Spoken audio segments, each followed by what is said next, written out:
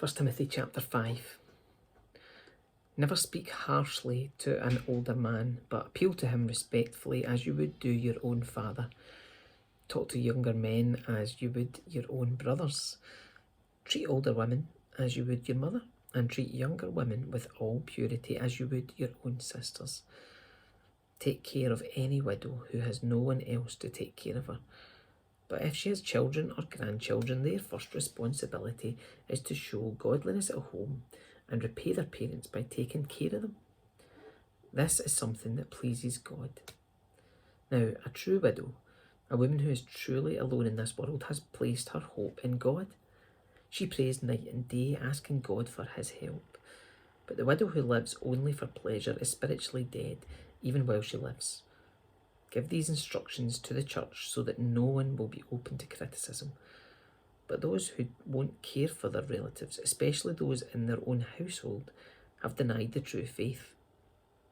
Such people are worse than unbelievers. A widow who is put on the list for support must be a woman who is at least 60 years old and was faithful to her husband. She must be well respected by everyone because of the good she has done. Has she brought up her children well?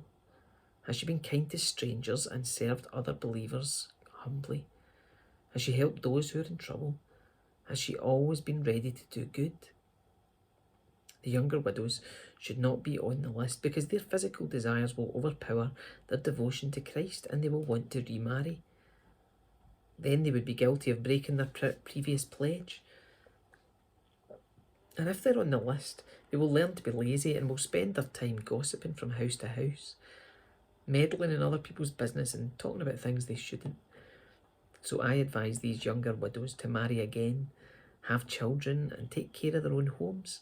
Then the enemy will not be able to say anything against them. For I am afraid that some of them have already gone astray and now follow Satan. If a woman who is a believer has relatives who are widows, she must take care of them and not put the responsibility on the church. Then the church can care for the widows who are truly alone. Elders who do their work well should be respected and paid well, especially those who work hard at both preaching and teaching. For the scriptures say, you must not muzzle an ox and keep it from eating as it treads out the grain. And in another place, those who work deserve their pay. Do not listen to an accusation against an elder unless it is confirmed by 2 or 3 witnesses. Those who sin should be reprimanded in front of the whole church. This will serve as a strong warning to others.